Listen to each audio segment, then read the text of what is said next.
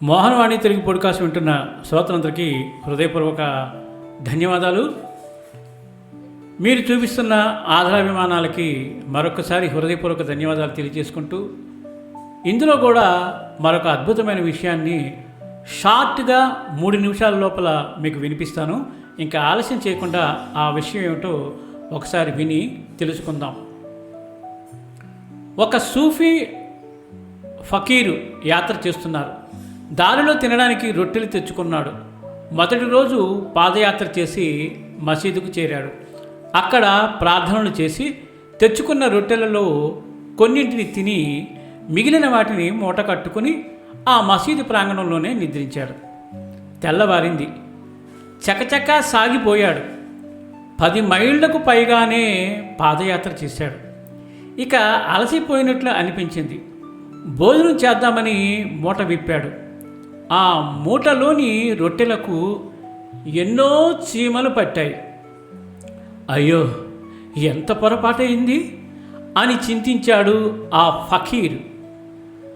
ఈ చీమలన్నీ ఎన్నో మైళ్ళ దూరంలో వాటి తల్లిదండ్రులతో స్నేహితులతో ఉండేవి. పొరపాటున ఇంత దూరం తెచ్చాను.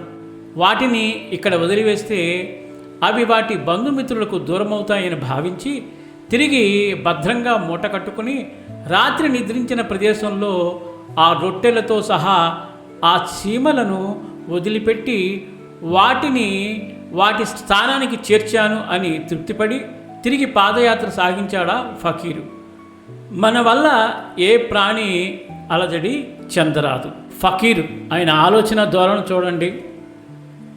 క్రిమికీటకాలు చీమల మీద కూడా ఎంతో ప్రేమ. అంటే వాటి యొక్క బంధాలని దూరం చేయకూడదు, ఫ్యామిలీని దూరం చేయకూడదనే ఆలోచనను చూసారా అద్భుతంగా. ఈ చక్కని కథ మనకు ఎన్నో ఎన్నో విషయాలని నేర్పిస్తుంది. ఈ కథ నచ్చితే ఈ కథకు నేను అడిగేది ఒక 5 సబ్స్క్రిప్షన్స్ ఇవ్వండి. అలాగే విన్న ప్రతి వారు కూడా ఒక లైక్ చేసి మమ్మల్ని ఆశీర్వదించండి. మళ్ళీ వచ్చే షాక్లో మీ ముందుకు వస్తాను. సర్వేజన సుఖినో భవంతు, లోకా సమస్త సుఖినో భవంతు. ధన్యవాదాలు. స్వస్తి.